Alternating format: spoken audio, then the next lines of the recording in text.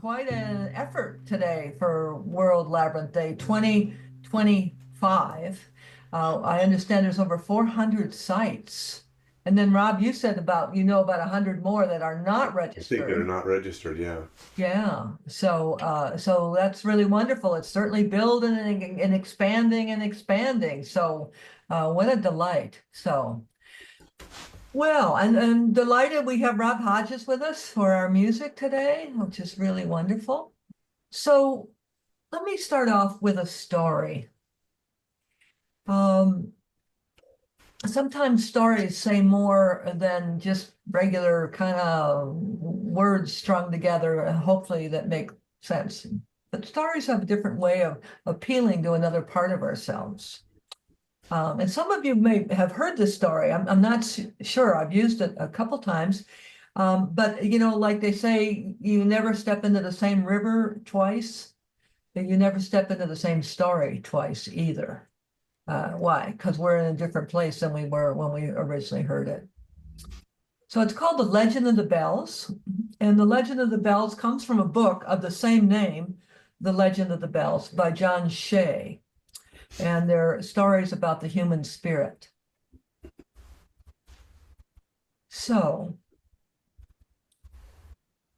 a long, long time ago, there was an island off the mainland, probably about 2 miles off, out into the sea.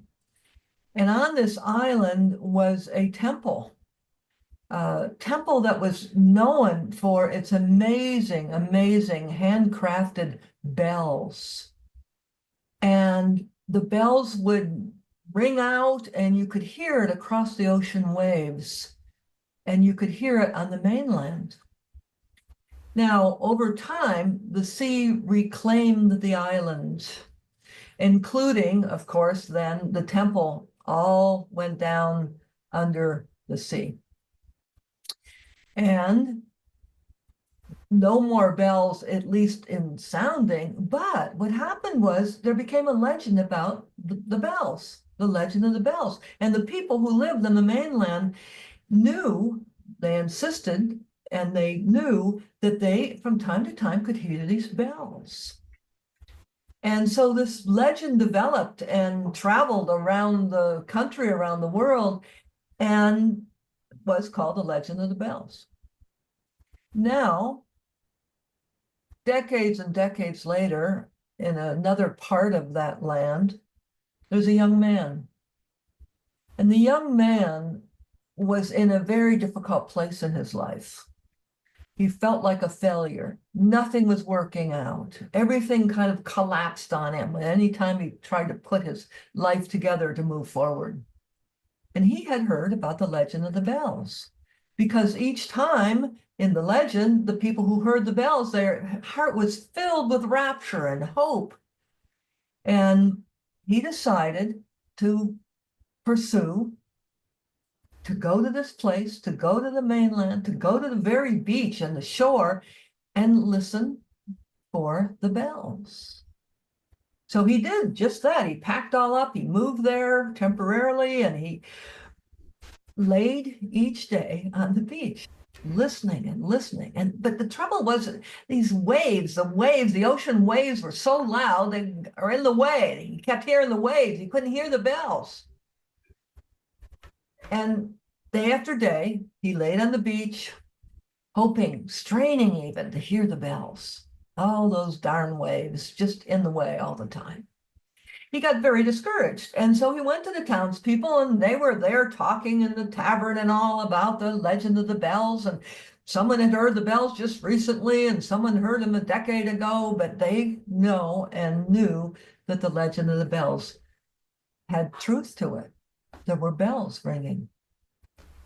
So he decided, okay, and went to the beach every day, faithfully, laying there, trying to listen, trying to that darn waves, but trying to listen and hear the bells. And then he finally gave up. He gave up. He packed his stuff up, gonna leave, go back home, discouraged, feeling a failure. So he decided on the last day, one last time, he was going to go and be on the beach and say goodbye, the beautiful blue sky and the birds in the air and the wonderful warm sand and yes, the waves as well. And so he laid there on the sand and he kind of allowed it all, just allowed everything to be there. And then he heard a bell. And then he heard another bell. He realized the bells.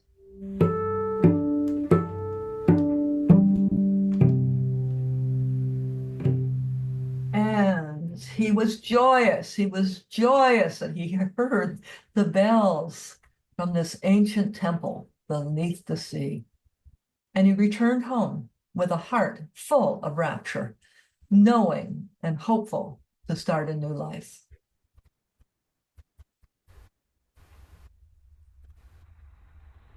So let's take this story for a moment and look at it from the theme of spaciousness. Spaciousness.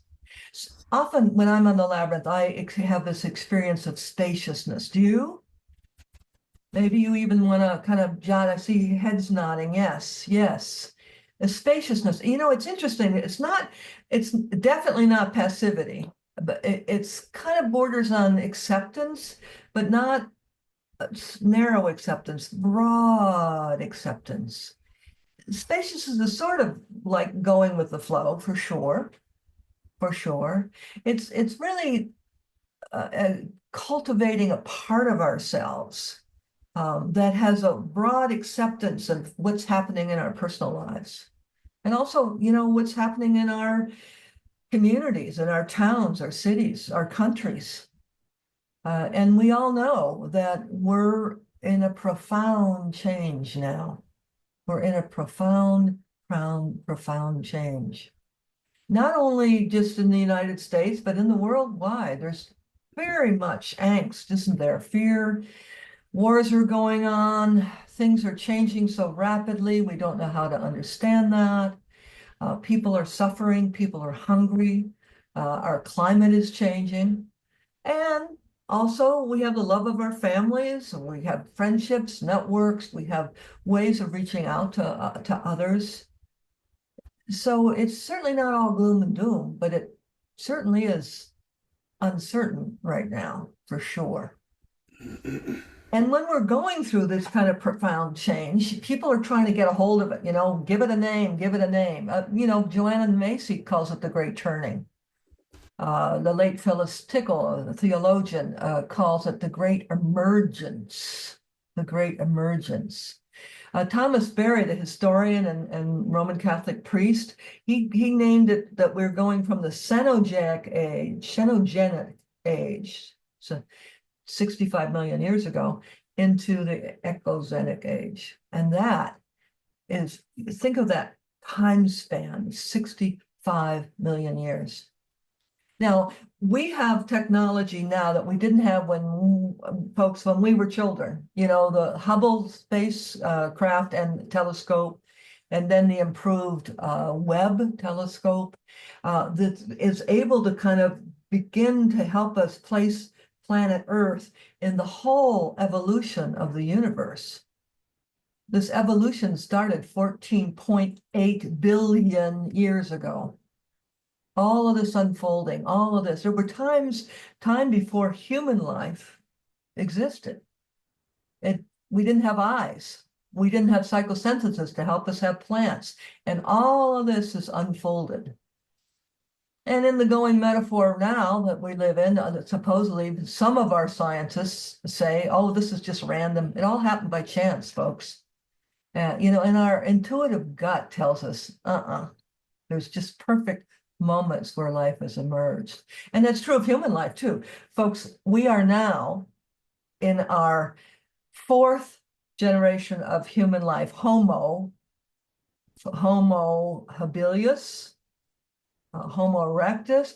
That's the one we know most about when we've stood up. erect, walk the earth that way. Homo ergaster, I don't quite understand that one, but the ability to use tools and organize socially, and Homo sapiens.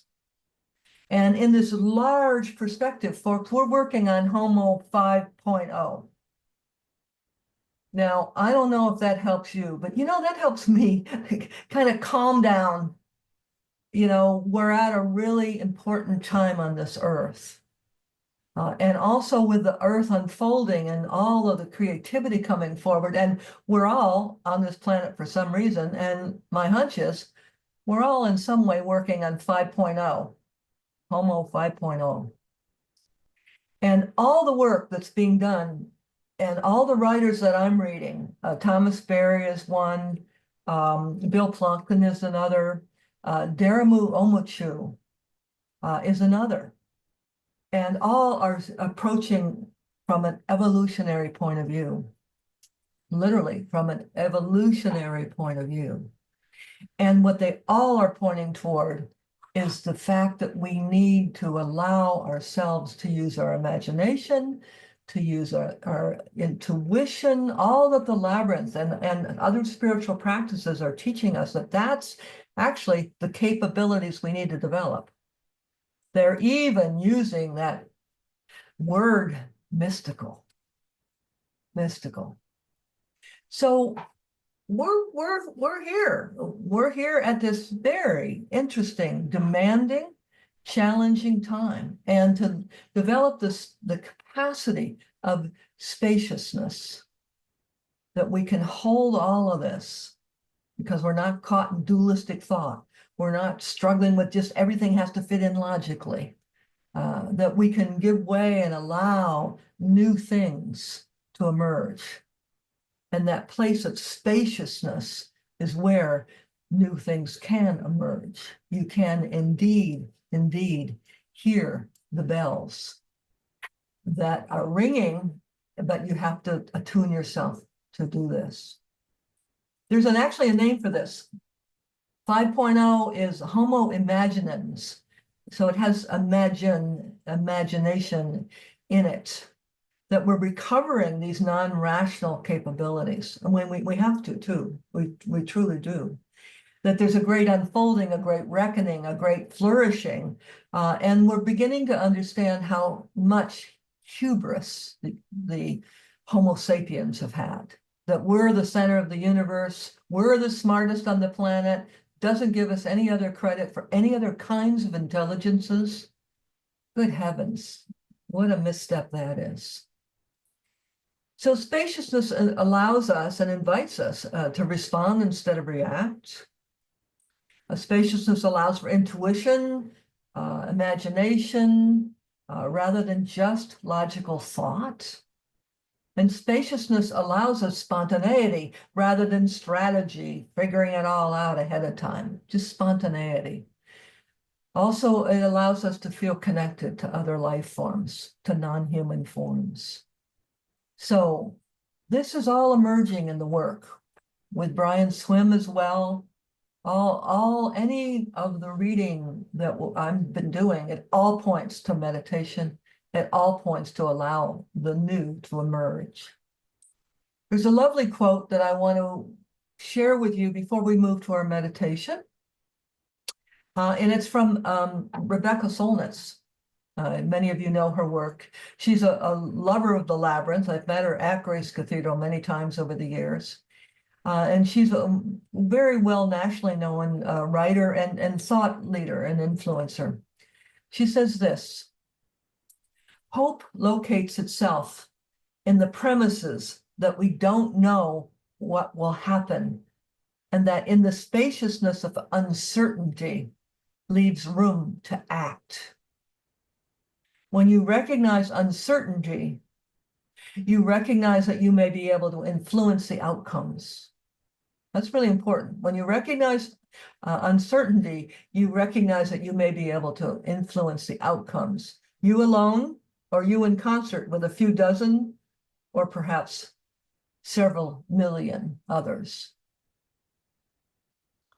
So a question for you of during this time? How are you holding uncertainty?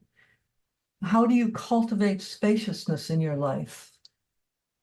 Now, in our walks, of course, we're in different places in our lives, and don't feel like you have to take this as an assignment by any means, but something for reflection.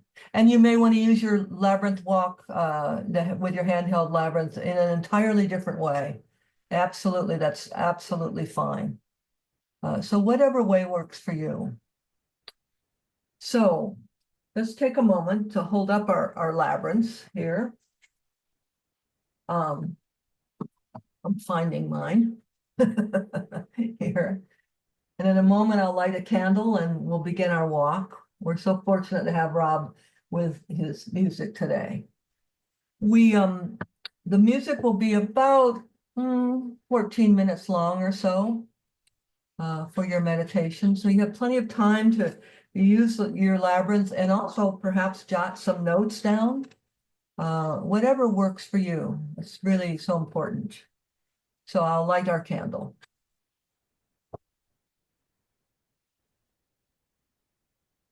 So this light is a reminder that we must bring our light into the world in whatever way we can, in whatever way feels right and deep within our own intuition.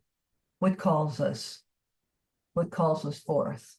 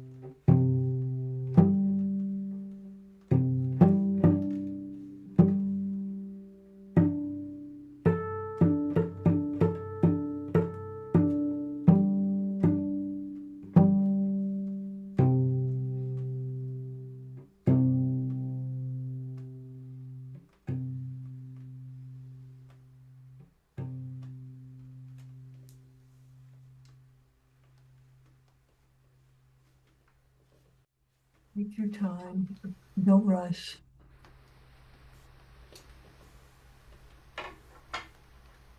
You may want to be jotting down a note or two, or just taking your time to hover with the feelings and thoughts that have come up.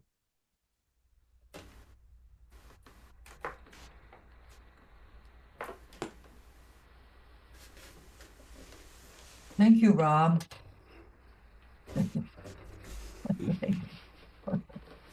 It's lovely. And lovely to be together, listening to music and doing our handheld walk,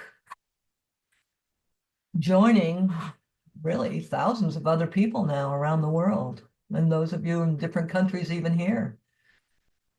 It's wonderful. So we have time to share and share reactions, responses, thoughts. Rob, you have your hand up.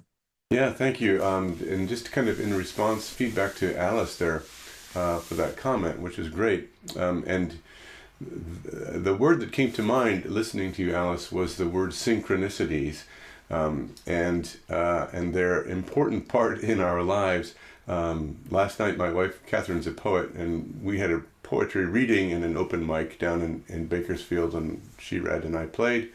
And before the reading began, somebody mentioned labyrinths, and I said, and it's World Labyrinth Day tomorrow, by the way. And they said, oh yeah, and Rob is a labyrinth builder and a walk facilitator, and so I talked a little bit about labyrinths and encouraged people to find labyrinths near them in Kern County and in the Bakersfield area and walk them.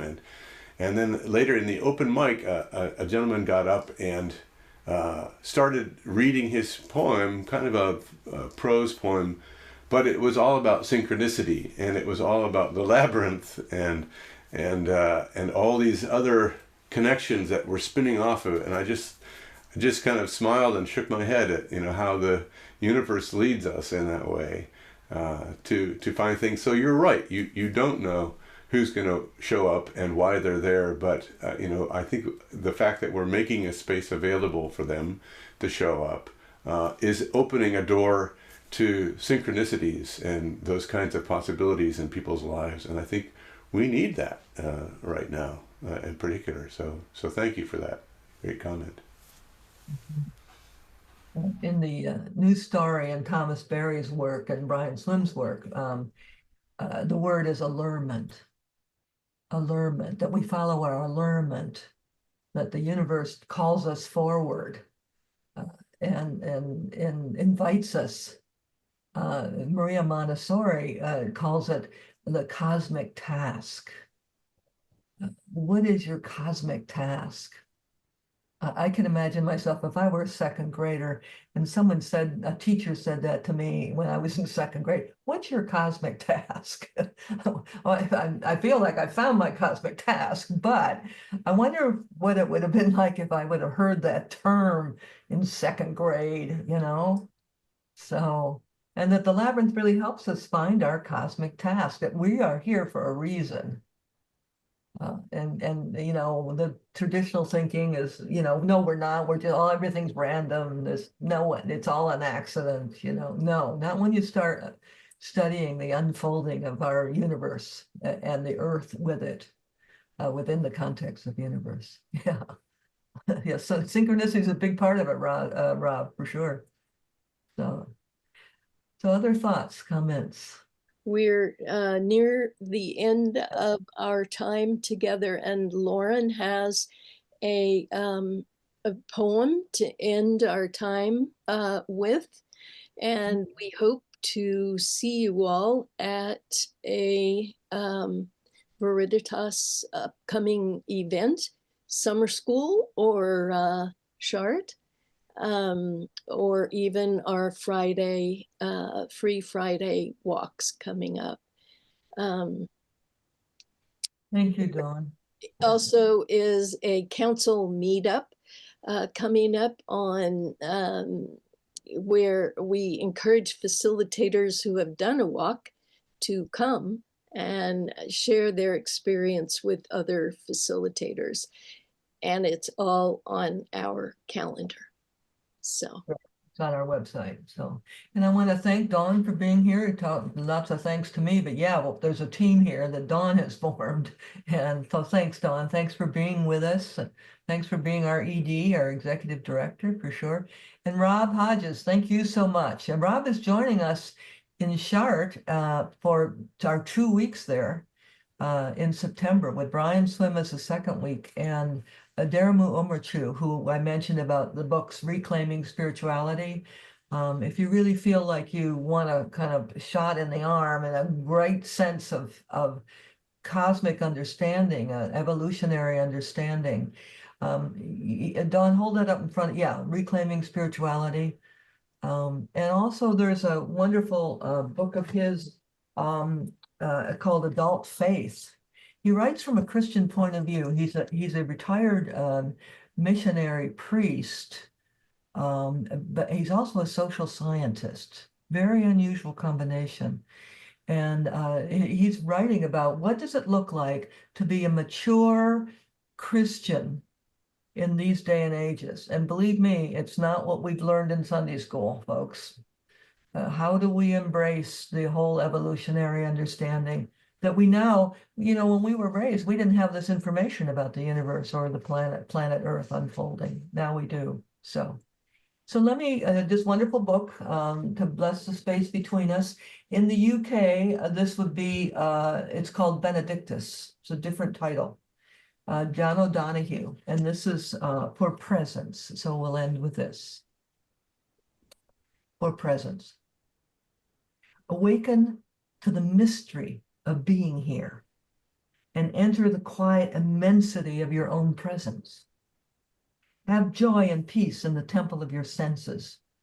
Receive encouragement when new frontiers beckon.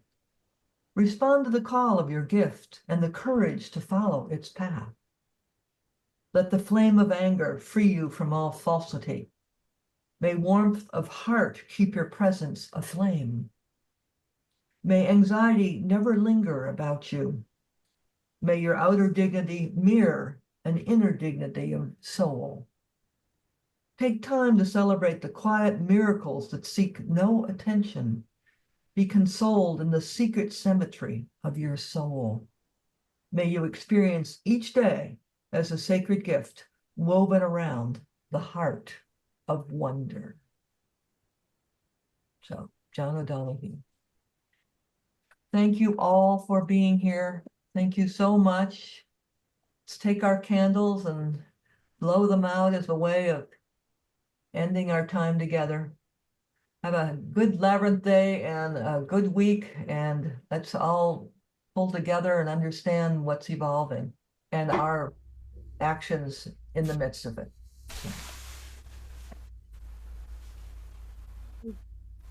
Take care, all. Thank you for joining us. All.